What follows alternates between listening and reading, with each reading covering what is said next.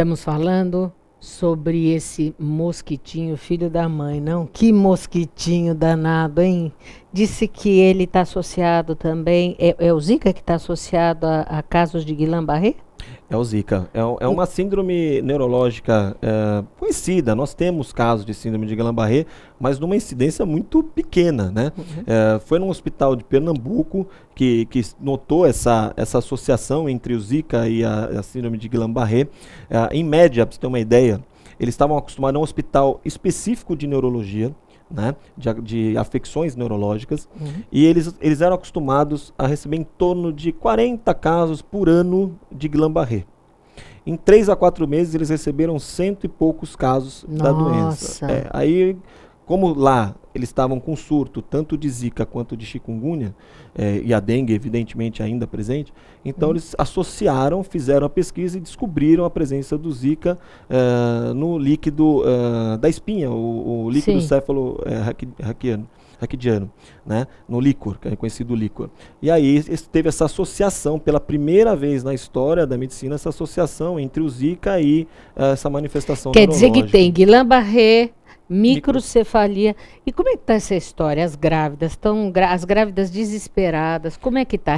Isso é real, né? E muito perigoso. Existe uma casualidade muito forte entre o Zika e a microcefalia, né? O vírus, nitidamente, ele é um vírus neurotrópico, que a gente fala. O que é um vírus neurotrópico? Ele gosta de células do sistema nervoso.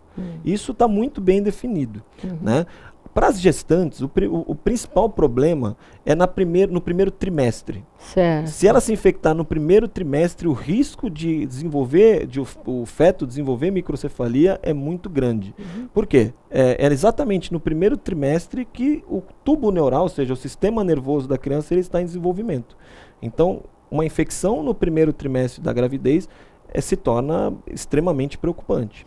Bom, o que nós, enquanto população, podemos fazer? Existem ações governamentais que têm que ser desenvolvidas. Eu sei que os Estados Unidos também... Vamos falar um pouquinho primeiro disso, né? Dessa parte das vacinas. Em relação ao Zika, nós não temos uma vacina pronta, né? Existe agora um acordo entre o governo brasileiro e o governo americano para desenvolver uma vacina. Teoricamente, uma vacina para o Zika é um processo mais rápido. Por quê? Porque a dengue a gente tem os 4 tipos de vírus. Tem o vírus 1, 2, 3 e 4. A Zika a gente só tem um vírus só tem um tipo. Então, por só ter um tipo, a possibilidade de desenvolvimento de vacina é maior. Muito provavelmente, essa vacina a gente deve ter em breve, mas assim, a gente tem que pensar, igual eu falei, é uma doença que, embora a descoberta dela já tenha mais de meio século, as manifestações graves dela são novas, é uma coisa nova dentro da medicina. Mas e todo um processo de desenvolvimento de uma vacina leva um certo tempo. Claro. Né? Então, vai se iniciar agora. Isso não é uma coisa que a gente vai ter para ano que vem. Pelo menos 2 anos até que isso seja... Eu acredito, creio eu, mais, de 2 a 5 anos até, então, em torno de 5 anos ou mais. Porque a gente vai começar os testes agora. Existem várias etapas. Protocolos e exatamente, tudo, não é? Existe. Para você desenvolver uma vacina, ela passa por 4 etapas, e essas etapas elas são demoradas, né? Existe um monte de protocolo, um monte de testes que precisam ser feitos, e até se testar essa vacina em humanos leva um tempo.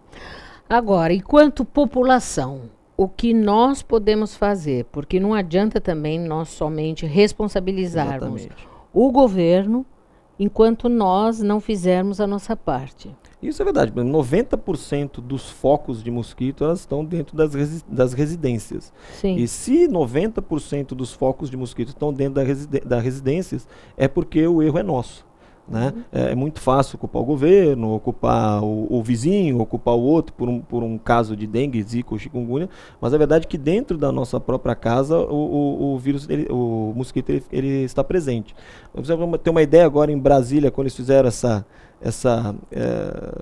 mutirão, vamos dizer assim, de combate ao mosquito, acharam o foco do mosquito na esplanada dos ministérios. Então, realmente, assim, você vê que o problema ele está dentro da nossa própria casa. Então, o que nós poderíamos fazer? Eu acho que os cuidados com os mosquitos mesmo, em relação a vasos, que já é amplamente divulgado, né? Aqueles benditos, eu sempre falo, aqueles benditos daqueles pratinhos embaixo dos vasos de planta, né? Aquilo acumula água e o mosquito ele se desenvolve ali. Bromélias são perigosas, porque dentro das bromélias aquilo ali acumula água e existe foco de mosquito ali dentro da bromélia, não necessariamente no vaso, por isso essa importância. A recomendação é de utilizar roupas compridas, mas nós estamos numa época de calor, e isso, do ponto de vista prático, existe uma certa dificuldade em se fazer, né? E o uso do repelente, eu acho que o uso do repelente é a única defesa que a gente tem.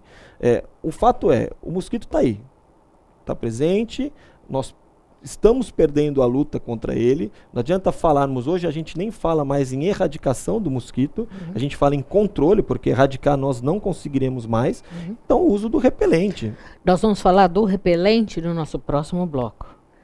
Confira uma dica da doutora Elizabeth Gaspar, cirurgia dentista.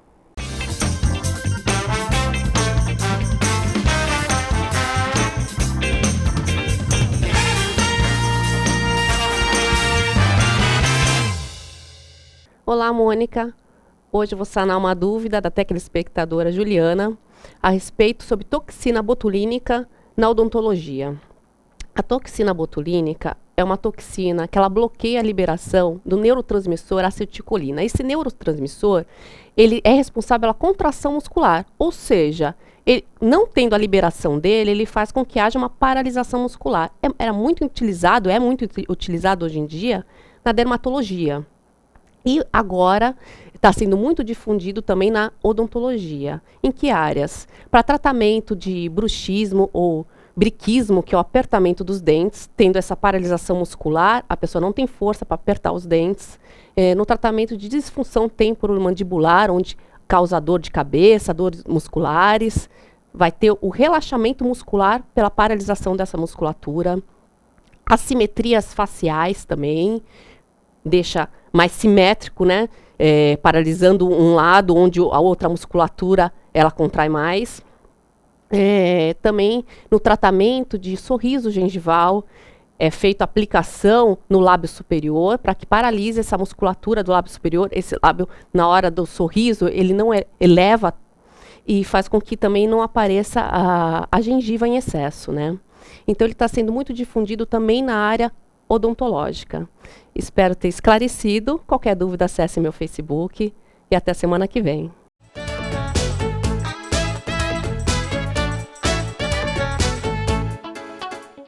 O Smart Center oferece salas executivas que podem ser utilizadas por hora, dia ou mês, além de auditórios para treinamentos, cursos e seminários, salas de reuniões e o exclusivo programa Link, em que o cliente pode divulgar o endereço e telefone do Smart Center para receber encomendas, correspondências e recados. Uma opção inteligente que tem como diferencial aliar comodidade e baixos custos. Smart Center, o seu escritório virtual definitivo.